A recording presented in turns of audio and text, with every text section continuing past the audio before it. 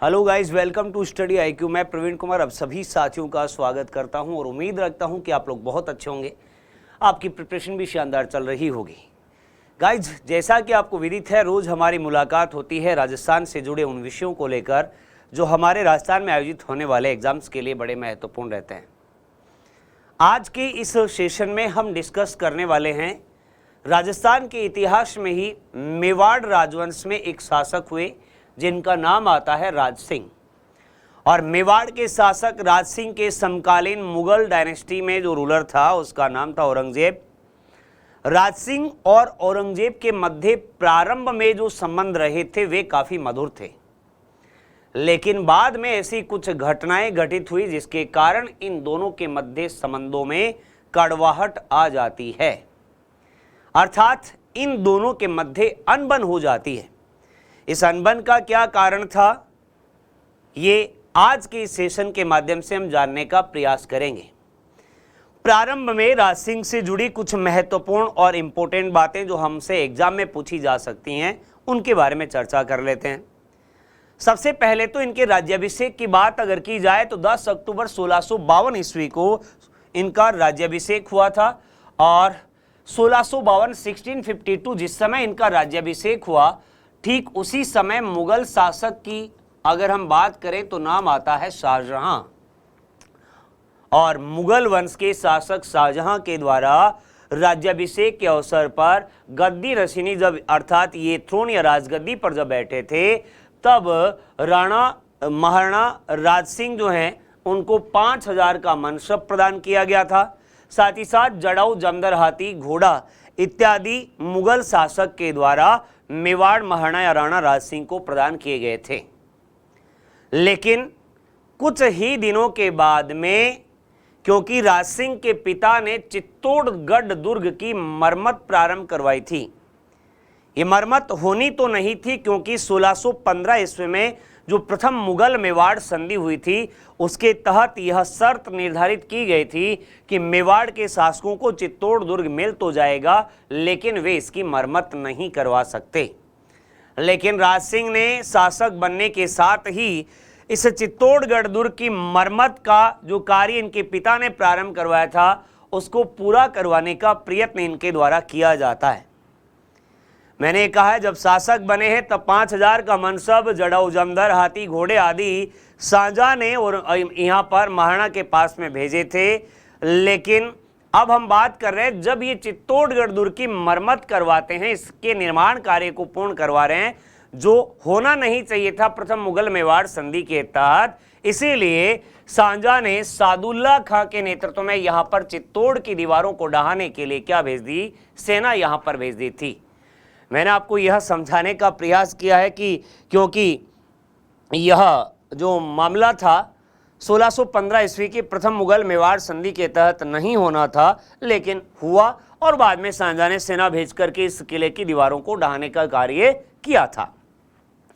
अब बढ़ते हैं आगे।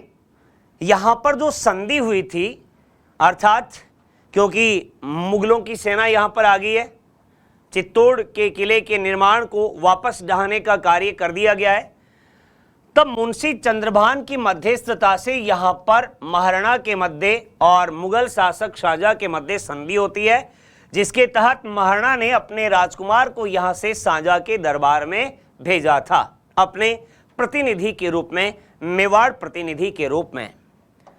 अब बढ़ते हैं आगे। 1658 ईस्वी में आपको पता ही होगा शाहजहां जो था वह बीमार पड़ गया था और जैसे ही शाहजहां बीमार पड़ा शाहजहां के पुत्रों दारा सिकोह, शुजा, मुराद और औरंगजेब के मध्य थ्रोन या राजगद्दी को लेकर के उत्तराधिकार संघर्ष हुआ था।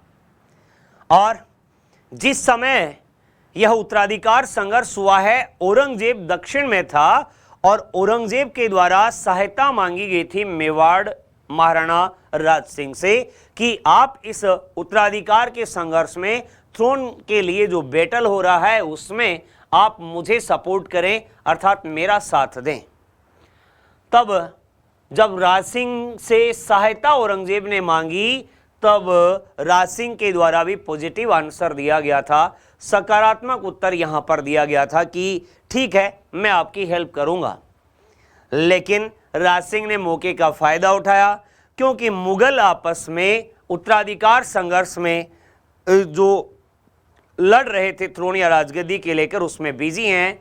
इसी दौरान इस बात का, इस स्थिति का फायदा उठाकर महाराणा के द्वारा अपने टीका दौड़, जो राज्य से बाहर होती थी, जो टीका दौड़ उत्सव होता था वह साम्राज्य से बाहर होता था, उसी के बहाने अपने साम्राज्य का विस्तार करने का कार्य इनके द्वारा किया गया।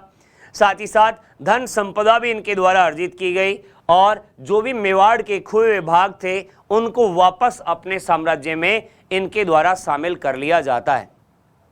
लेकिन हमने ये कहा है कि इनके मध्य प्रारंभ में जो रेस्पॉन्स इन्होंने औरंगजेब को दिया था वह पॉजिटिव दिया था और ये कहा था कि ठीक है, मैं आपकी सहायता जरूर करूंगा। हालांकि इन्होंने सेना भेजकर मदद नहीं की है, लेकिन सकारात्मक उत्तर औरंगजेब के पक्ष में दिया था।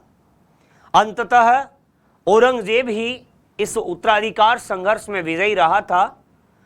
तो जब औरंगजेब मुगल वंश का शासक बना, तब जो इन्हें मनसब पहले 5000 का प्राप्त हुआ था साझा के काल में, उसको अब बढ़ा दिया गया और यह 6000 का मनसब इन्हें प्रदान किया जाता है।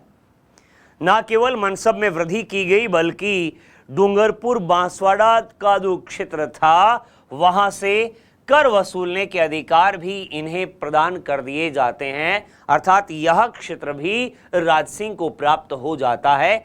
इसका मतलब हम यह कह सकते हैं कि प्रारंभ में जब मुगल वंश का शासक औरंगजेब शासक बना, तब मेवाड़ महाराणा राज सिंह के साथ में उनके संबंध अच्छे थे। तभी तो हमने देखा 6000 मनसब कर दिया गया है। डूंगरपुर बांसवाड़ा क्षेत्र का अधिकार क्षेत्र भी राज सिंह को ही प्रदान कर दिया गया है। लेकिन बाद में ऐसी क्या स्थितियां आई जिसके कारण इनके मध्य अनबन हो जाती है? आइए इसके बारे में जानकारी अब प्राप्त करते हैं। तो एक तो कारण यह आता है कि चारुमती से विवाह किया गया था और चारुमती जो थी वह आपके किशनगढ़ की राजकुमारी थी और किशनगढ़ राजकुमारी जो है मानसिंह की बहन थी, यहाँ के किशनगढ़ के शासक थे। इनका संबंध जो है वह मानसिंह के द्वारा औरंगजेब के साथ में तय कर दिया गया था। लेकिन चारुमती किसी क्षत्रिय से ही विवाह करना चाहती थी, तो इस संबंध में चारुमती के द्वारा एक पत्र मेवाड़ महाराणा राज सिंह के पास भेजा जाता है और ये कहा जाता है कि मैं आपसे विवाह करना चाहती हूं। तो राज सिंह के पास जब यह पत्र आया तो राज सिंह ने भी सकारात्मक उत्तर चारुमती को दिया और ये कहा ठीक है, मैं आपसे विवाह कर लूंगा। वह राजकुमारी जिनका संबंध औरंगजेब के साथ में तय था और चारुमती के आग्रह पर राज सिंह ने यहां पर क्या कर लिया? विवाह कर लिया। इसी विवाह से पूर्व भी मतलब जो युद्ध, क्योंकि औरंगजेब के साथ संबंध तय है, अवश्य ही मुगल सेना इस विवाह को रुकवाने के लिए आने वाली है। तो मेवाड़ की सेना भी यहां पर इस विवाह को संपन्न करवाने के लिए पहुंची थी, जिसका नेतृत्व कर रहे थे चूड़ावत सरदार, जिनका नाम आता है सलुम्बर के रतन सिंह चूड़ावत। मेवाड़ की सेना का नेतृत्व इनके हाथों में है और इनका नया नया विवाह हुआ था युद्ध के मैदान में। अर्थात इस विवाह को संपन्न करवाने के लिए जब ये रवाना यहां से हो रहे थे, तब इन्हें अपनी पत्नी, जिनका नाम आता है सहल कंवर, और सहल कंवर से कुछ निशानी इनके द्वारा मांगी गई। अर्थात जैसे ही आपकी याद आएगी मैं आपकी इस निशानी को वहां पर देख लूंगा। यह रतन सिंह चूड़ावत के द्वारा मांगी जा रही है निशानी, जो इधर राज सिंह और चारुमती का विवाह संपन्न करवाने जा रही सेना को लीड कर रहे हैं। जब ये खबर इनकी रानी सहल कंवर के पास में पहुंचती है, तो सहल कंवर ने ये सोचा कि मेरी यादों के कारण वे अपना कर्तव्य पूरा नहीं कर पाएंगे, और रानी ने जो सेवक था उसके हाथ से तलवार लेकर अपना सिर काट करके, अर्थात अपना शीश काट करके भिजवा दिया था। आपने हाड़ी रानी सहल कंवर के बारे में तो अवश्य ही पढ़ा होगा, जिन्होंने अपने पति के युद्ध के मैदान में कर्तव्य को पूरा करने ताकि उनकी याद न आए, इसीलिए अपना शीश काट करके भिजवा दिया था और थाल में सजा करके चूड़ावत को यह भेंट कर दिया जाता है। जो चूड़ावत सरदार थे उनको भेंट कर दिया जाता है। ऐसा कहा जाता है रतन सिंह चूड़ावत इन जो शीश काट करके भिजवाया गया है, युद्ध के मैदान में अर्थात उस विवाह को संपन्न करवाने के लिए इस चीज को अपने साथ लेकर वहां गए और लड़ते हुए वीर गति को प्राप्त हुए, लेकिन यह विवाह संपन्न करवा दिया गया था। तो एक तो कारण हमने ये जाना है कि जो राज सिंह और चारुमती का विवाह हुआ है वह भी एक कारण रहा जिसके कारण औरंगजेब के साथ राज सिंह की अनबन हुई, क्योंकि चारुमती का संबंध पहले औरंगजेब के साथ में तय था। दूसरी बात अगर की जाए तो जजिया टैक्स जो था वह इंपोज किया गया था औरंगजेब के द्वारा, लेकिन राज सिंह जो तत्कालीन मेवाड़ शासक थे इन्होंने यह टैक्स देने से इनकार कर दिया था और ये कहा था कि हम आपको ये कोई टैक्स नहीं देने वाले हैं। पत्र लिख करके इसका विरोध राज सिंह के द्वारा किया गया था। वर्तमान में यह पत्र कलकत्ता म्यूजियम में रखा हुआ है और जो समकालीन शासक आते हैं जैसे मारवाड़ के जसवंत सिंह थे उन्होंने भी विरोध नहीं किया था। 1678 में उनका देहांत हो गया था और ये टैक्स भी उसी समय इंपोज किया गया था। तो मेवाड़ महाराणा के द्वारा ही अर्थात राज सिंह के द्वारा ही यह पत्र लेकर के इसका विरोध किया गया था। दूसरी तरफ औरंगजेब के काल में ही काफी मंदिरों को खंडित भी किया गया, लेकिन इसी दौरान जो राज सिंह आते हैं इनके काल में मेवाड़ में मंदिरों का निर्माण हुआ, जैसे श्रीनाथ जी का मंदिर नाथ द्वारा जिन्हें हम सप्तध्वजा का स्वामी भी कहते हैं, और इसके अलावा द्वारकाधीश का मंदिर या द्वारकानाथ का मंदिर जो कांकरोली में आता है और दोनों ही जगह राजसमंद में आती हैं, और साथ ही साथ अंबे माता का जो मंदिर आता है उदयपुर में, इन मंदिरों का निर्माण भी यहाँ पर राज सिंह के काल में ही होता है। तो हम अब समझ चुके हैं प्रारंभ में तो औरंगजेब और महाराणा राज सिंह के संबंध ठीक थे, लेकिन कालांतर में चारुमती से विवाह करना, औरंगजेब की इच्छा के विरुद्ध जिसका संबंध औरंगजेब के साथ में था उसके साथ राज सिंह ने विवाह किया। दूसरी बात हमने कही है कि जो जजिया कर है वह लागू किया गया था, लेकिन राज सिंह ने इस बात का विरोध किया था और औरंगजेब के काल में जब मंदिर तोड़ने का आदेश दिया, दूसरी तरफ राज सिंह ने यहाँ मंदिरों का निर्माण करवाया, जैसे सप्तध्वजा के स्वामी श्रीनाथ जी का मंदिर, साथ ही साथ अंबे माता का मंदिर और द्वारकाधीश का मंदिर कांकरोली। एक और अनबन का कारण आता है और वह यह है कि जो मारवाड़ के जसवंत सिंह थे इनका देहांत हुआ था 1678 में अफगानिस्तान के जमरूद नामक स्थान पर, और जिस समय जसवंत सिंह का देहांत हुआ उस समय इनके कोई जीवित पुत्र नहीं था, इनकी रानी गर्भवती थी और अगले ही वर्ष अजीत सिंह का जन्म हुआ था और अजीत सिंह को कैद कर लिया गया था औरंगजेब के द्वारा।